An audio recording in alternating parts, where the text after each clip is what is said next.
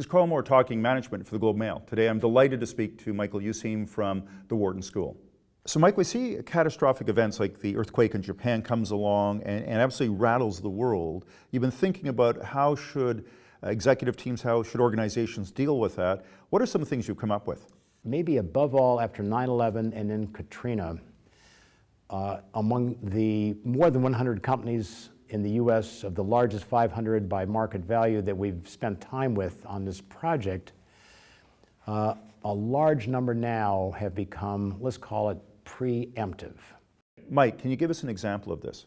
Deutsche Bank, the great German headquartered, New York headquartered as well, one of the world's great financial institutions, had a significant footprint in Tokyo after at the time of the terrible earthquake and tsunami and the nuclear reactor meltdown at Fukushima in Japan.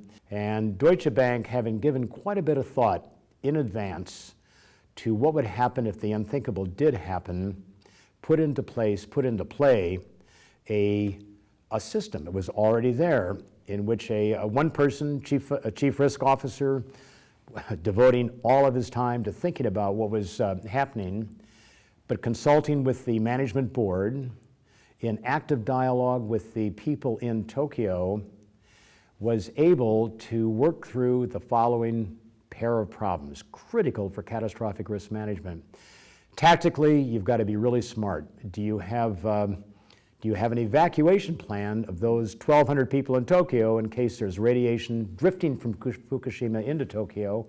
And by the way, do you have a place to put them? These are the enormous tactical questions. Vital to have that thought through. Deutsche Bank had much of that in place and ready to go.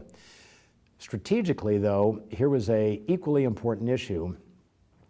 At a moment when Germany itself began to tell German nationals to think about leaving Japan, CNN had its staff leave Japan in anticipation of bigger problems that could erupt from Fukushima.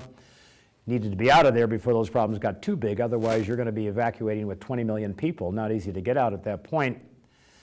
A huge issue was if Deutsche Bank did leave Tokyo, it trades in all kinds of securities in Tokyo for customers throughout the region, including the Japanese government. How would the Japanese government longer term feel about that particular evacuation when it was saying, don't evacuate? Germany was saying evacuate, Japan was saying don't. A big issue that Deutsche Bank was concerned with and thought a lot about is if we did pull out, what is that going to do as a maker of the markets in Japan? And with that in mind, Deutsche Bank decided to hang in there as long as it could, a strategic decision. And as it turns out, Fukushima finally is still cooking there a little bit, but finally it came down, no evacuation was called for. And longer term, the Japanese government and its relationship with Deutsche Bank, because of that strategic preparedness to think through all these implications, that relationship did endure.